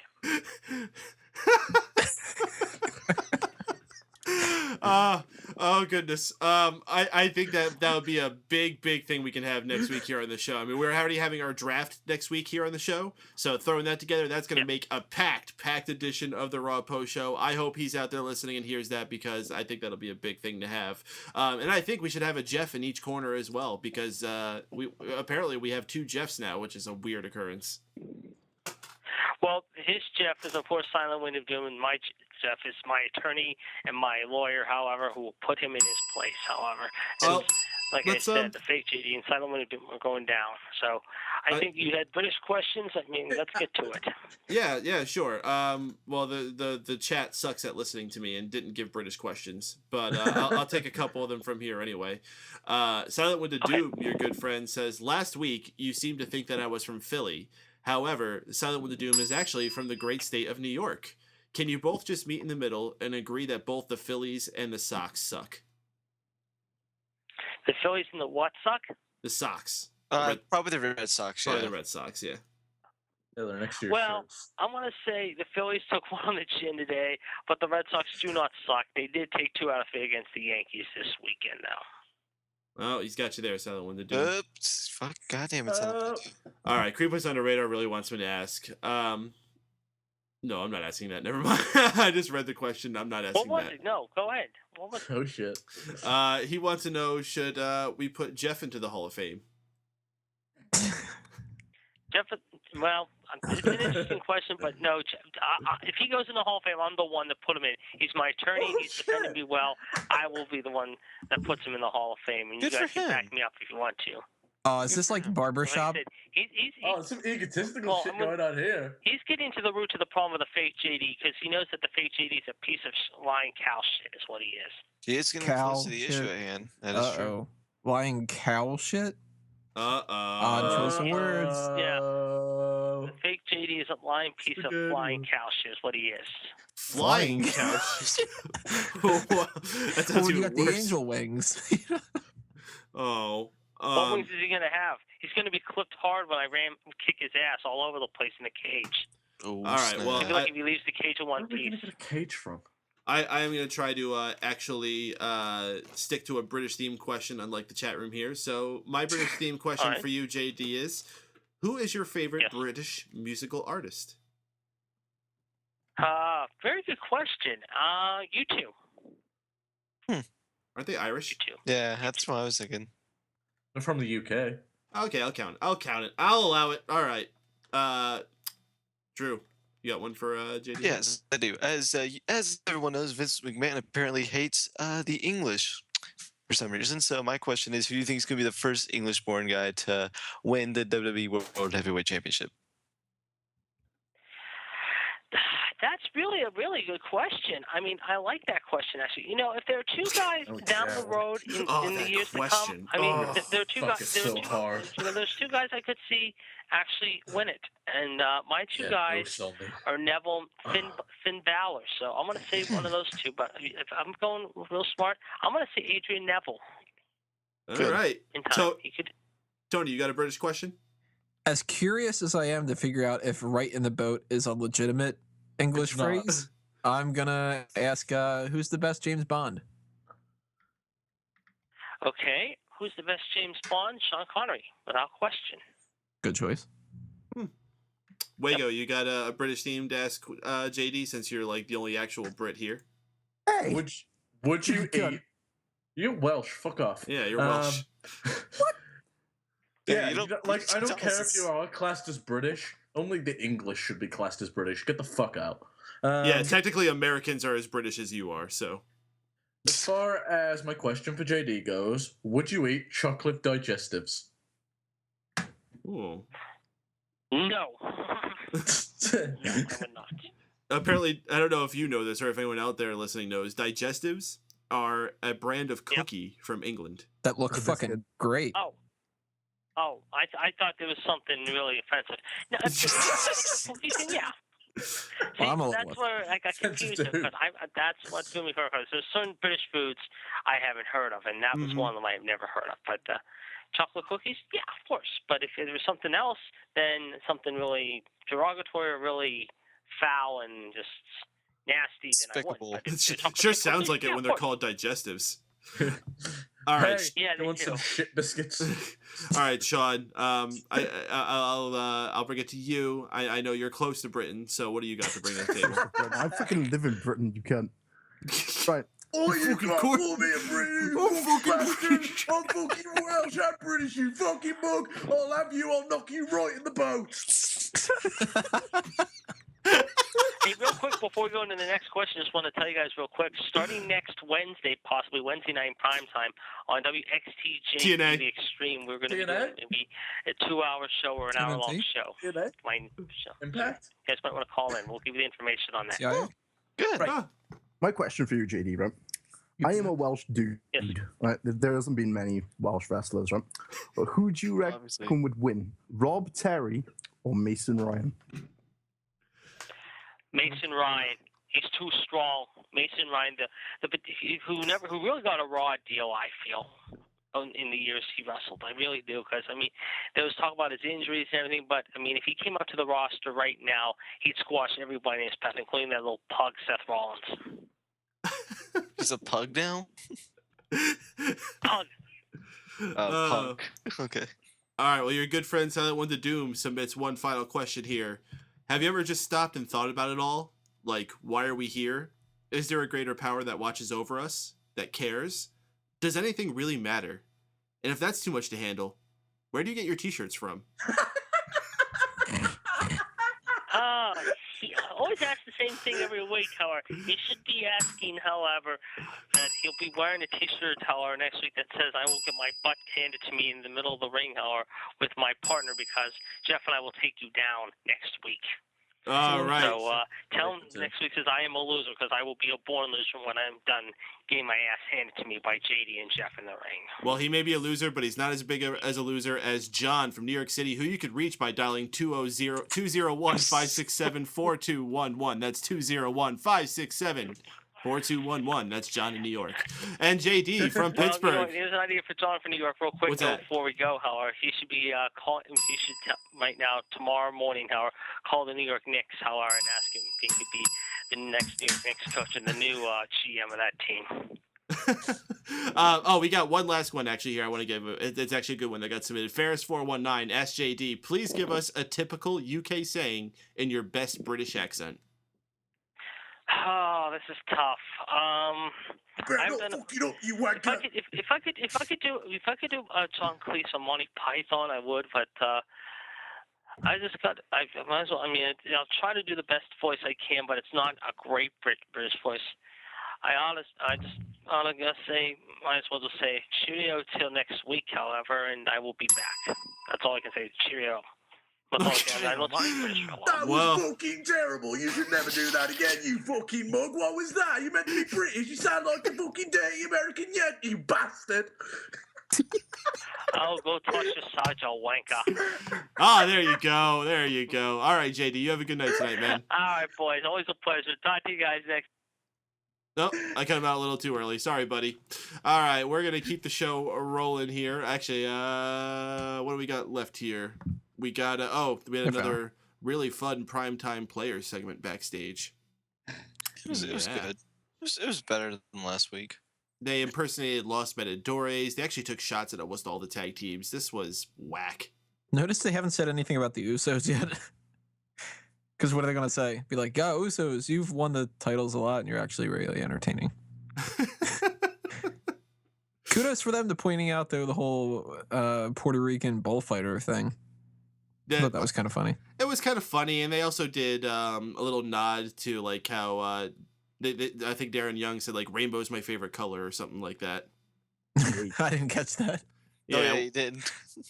Yeah, they put when they did their little El Torito, it was like a giant stuffed bear that was rainbow colored, and Darren Young's like, "Oh, rainbow's my favorite color." They get very upset after that. Like they're playing the gay thing way too much for them. Actually, that's pretty subtle. Yeah, it's pretty subtle too. You See, wouldn't- Drew, yeah, I you know wouldn't you don't know understand subtlety. Yeah, but that's an example of subtlety. Drew's booking the promo, and Titus O'Neil's like, "Hey guys, we're the primetime players. This one's gay." All right, Darren. This is Him, he's the gay one. Darren Young is his name. That's actually his real name. His real name's Fred, but we call him Darren. But everyone calls him Freddy because he's gay.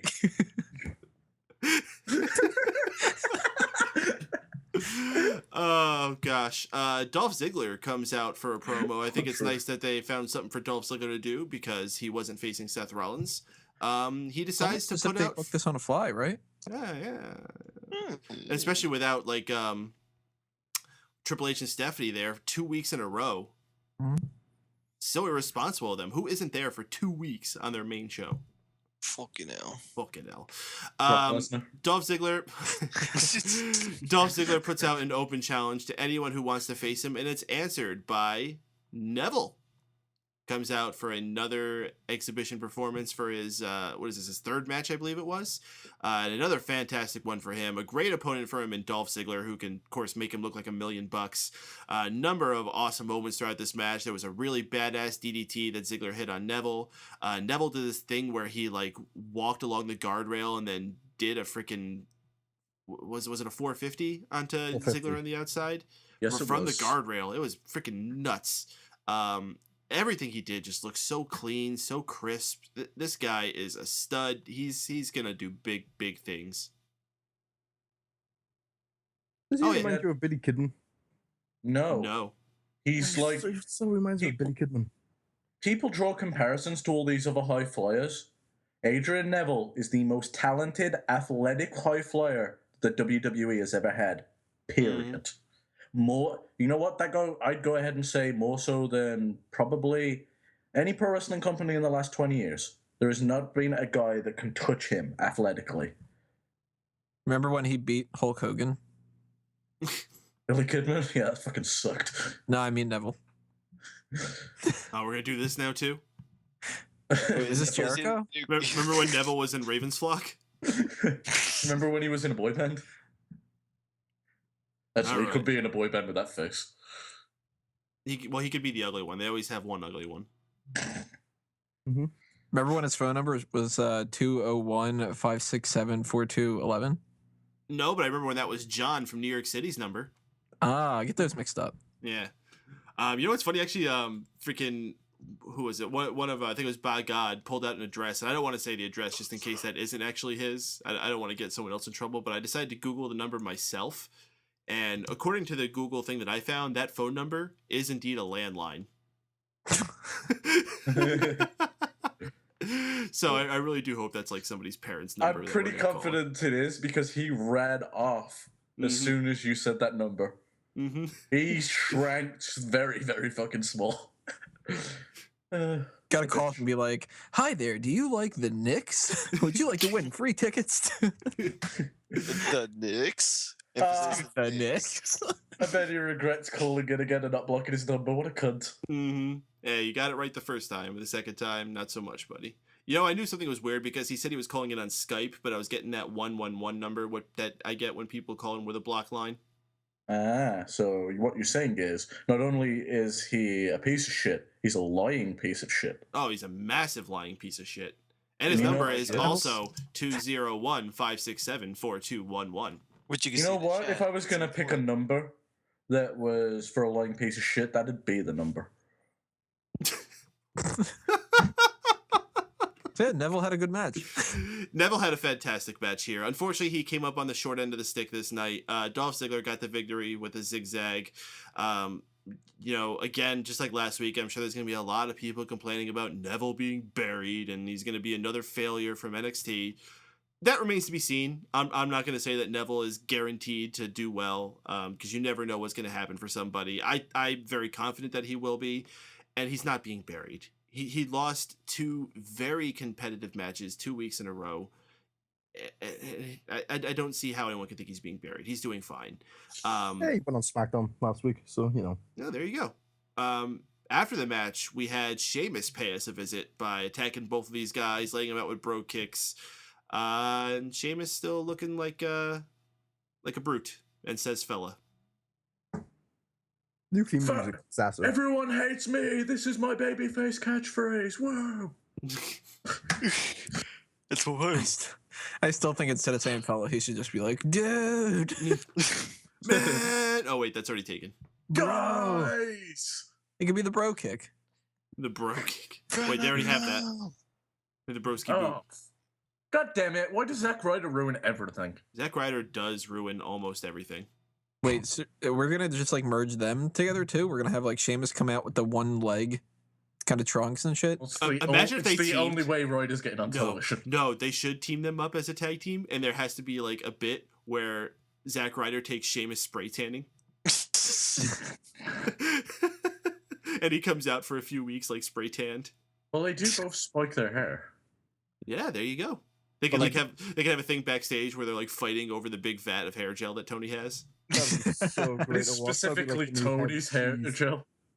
Yeah, it's got a little name tag on it, or a little not a name tag, one of those little property of Tony Mega things. And you know how they used to sell those things, the Zack Ryder hair things you could put on with the bandana? Do that with Sheamus. With that stupid mohawk that he's got. Yeah.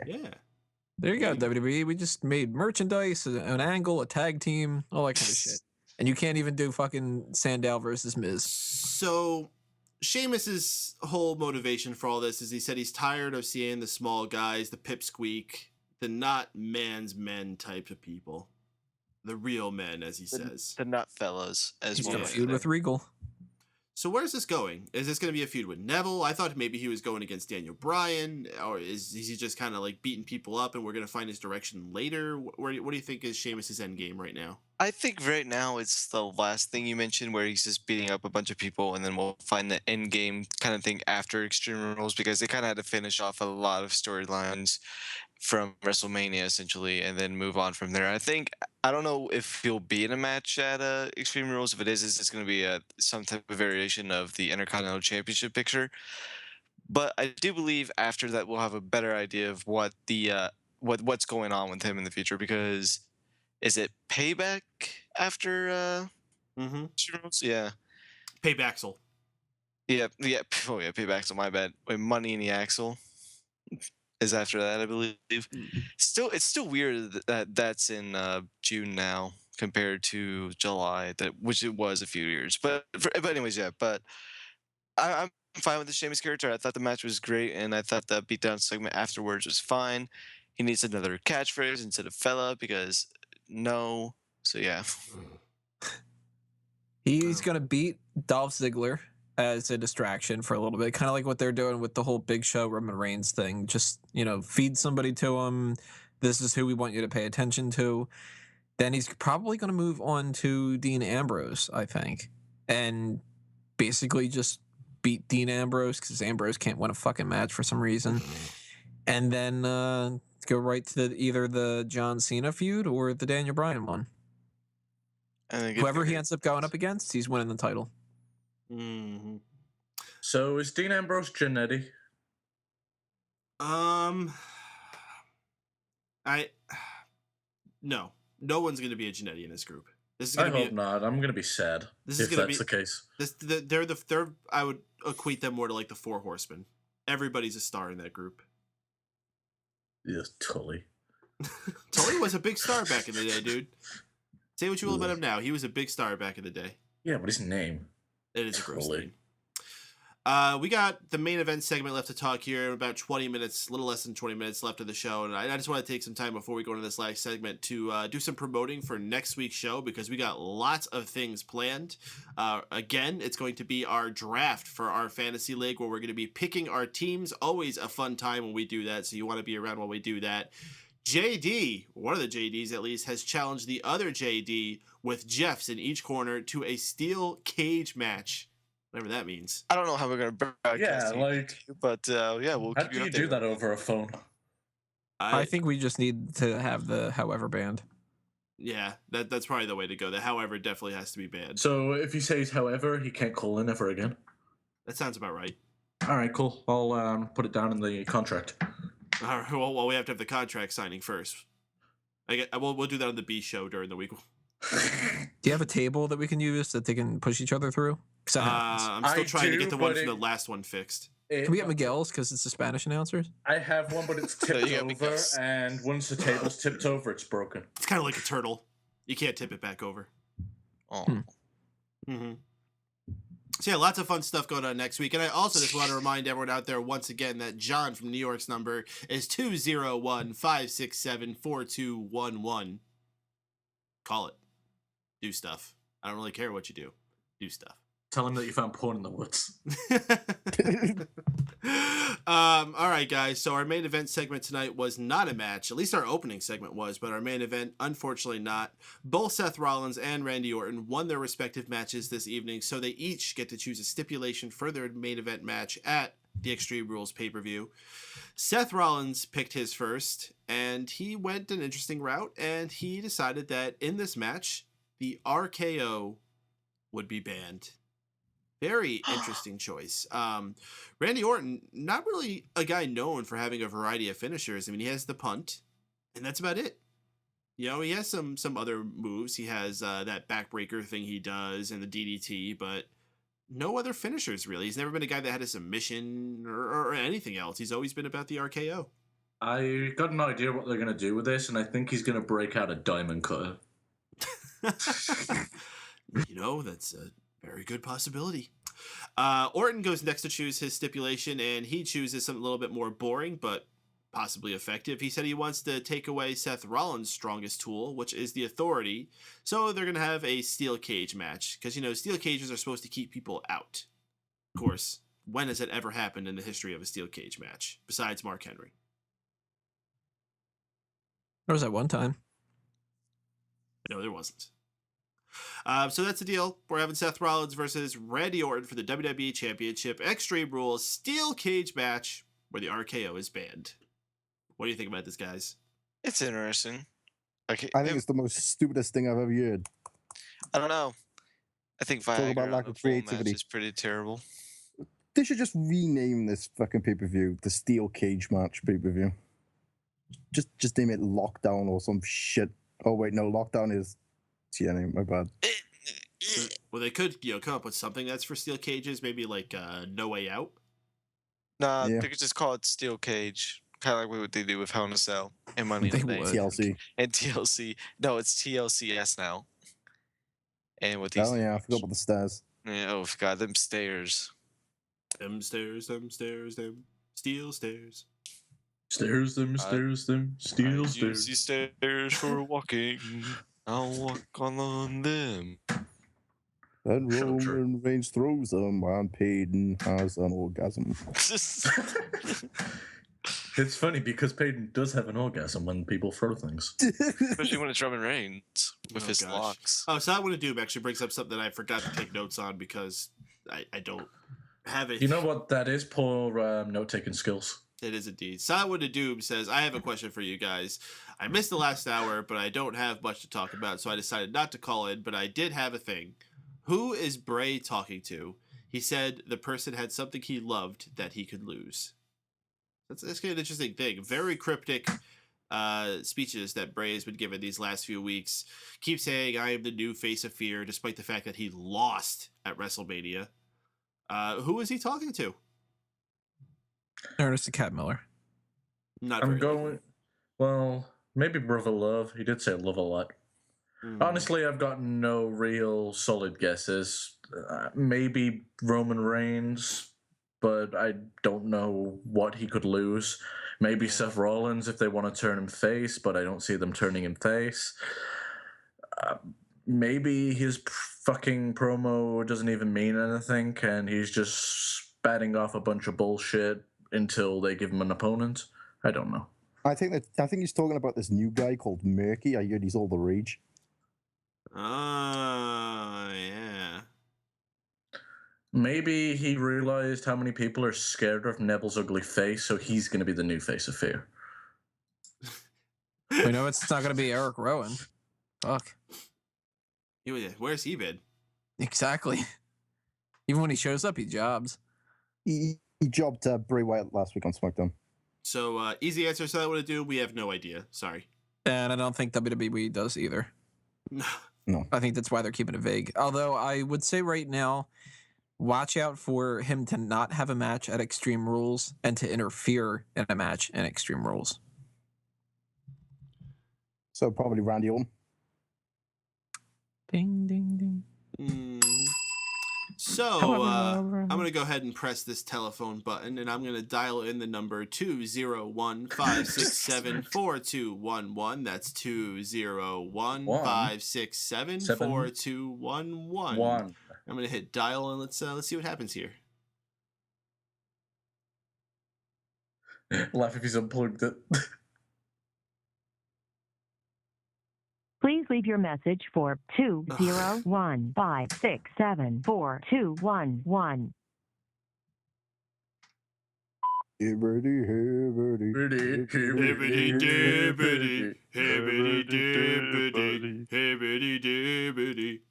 Sucks to be you, nerd. Hey, John. Just tell. On him. Damn. Oh well. You want me to call back? Yeah, that's cool. No, we should give him like 1 million voicemails. All right, awesome. If anyone wants to call in and leave John a voicemail, do it now. Yeah, now that we know that his phone is off, you're gonna go right to voicemail, so we can just leave like successive voice. Oh, Someone else was calling.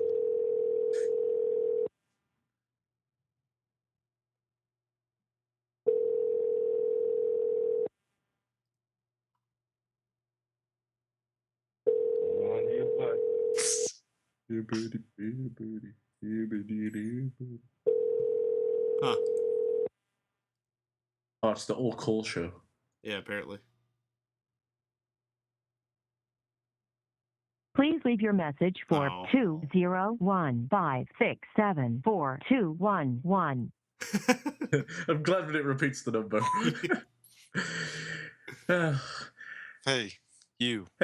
Hey, John, I just wanted to say thank you for calling into our show on Mega Powers Radio, and thanks for the pictures of your mom's tits. Tell her I said hi. And, yeah, I'm glad that you think you can kick your dad's ass. Hey, buddy. Why is your major malfunction, numbnut? I hope his dad's an alcoholic. You said what? Those are my tits.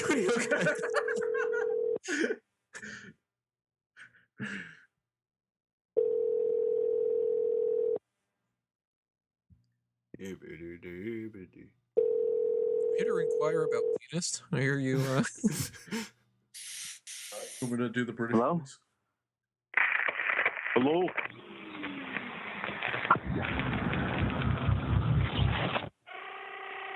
You are listening to the Phil Stevenson Show with your host, Phil Stevenson, where you get your fill on everything involving Phil Stevenson.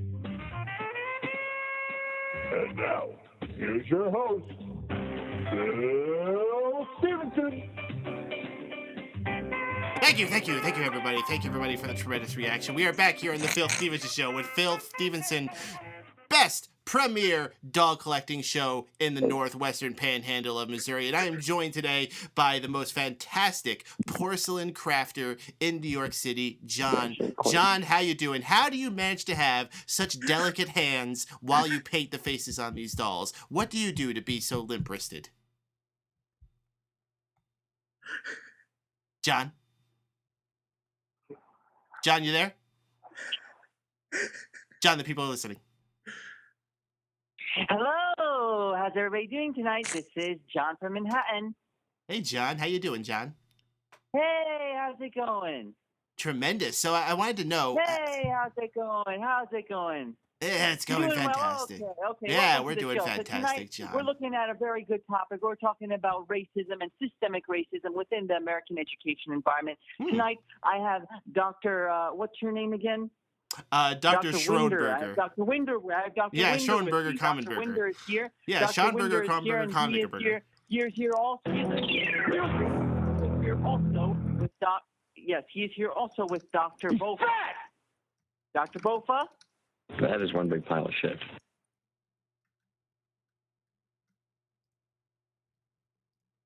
Oh, this is awkward.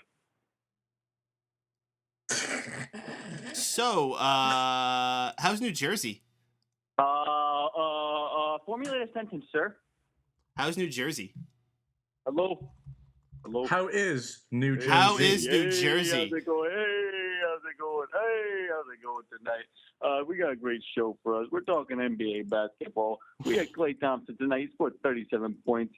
It's a great way for the, we see the Warriors and the Warriors team, and we don't know if they're going to play good defense or not. And when it comes to the grand scheme of things, especially the playoffs, and we have to make sure we understand this from a systemic perspective because of the fact that the racial Do you know what an awesome zip code is?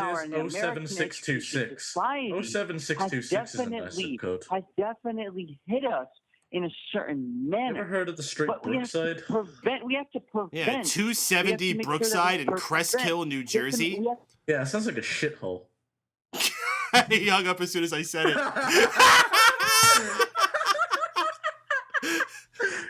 He just shit his pants. Great. Maybe his dad got to him.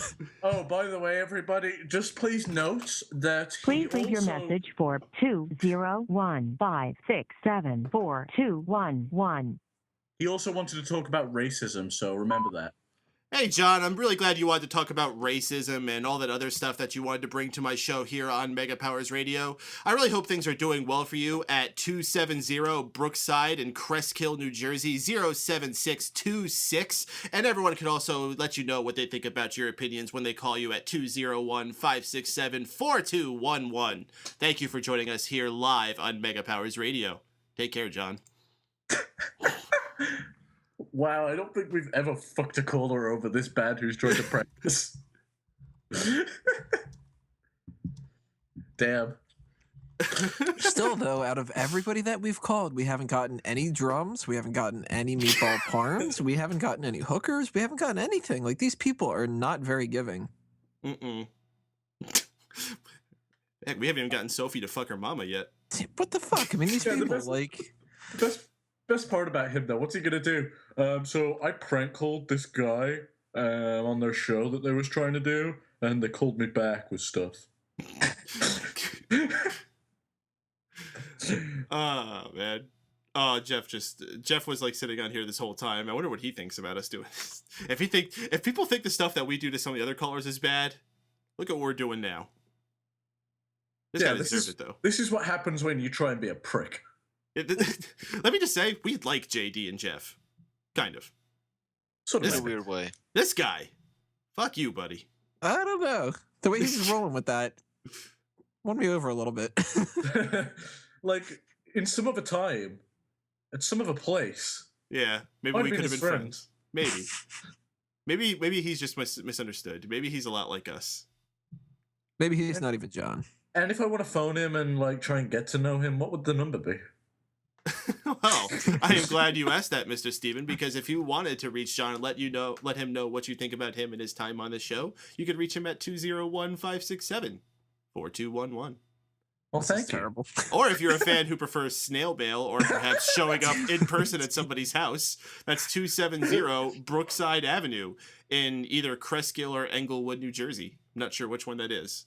I think they're both around the same area, so maybe it's one of those things where it's like both towns. You know. Maybe that's the guy that Bray Wyatt's talking about.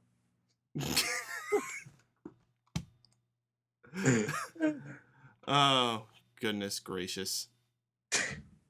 So if I see this on the news about a SWAT happening in this fucking place now, right? Yeah, I'm gonna change my Skype. I don't think we have to worry about that, Shaun. I mean, you survived the Muslims. I think you'll be okay with this guy.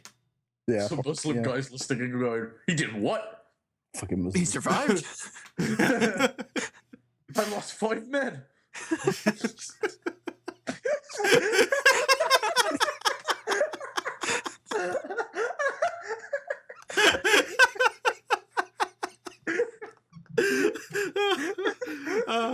This is the part of the show where everyone listening is like completely lost us.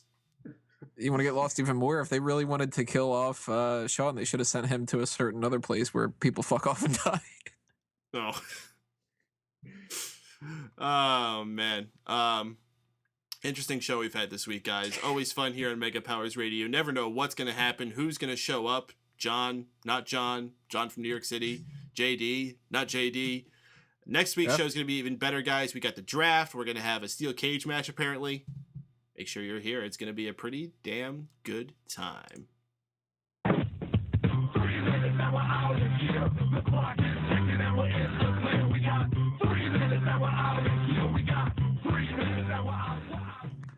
All right, guys, 3 minutes left in the show here on the Raw Post Show on Mega Powers Radio. One last thing we got to do is give all the hosts here a chance to tell you a little bit about what else they got going on outside of the Raw Post Show. Drew, what you got going down, bro?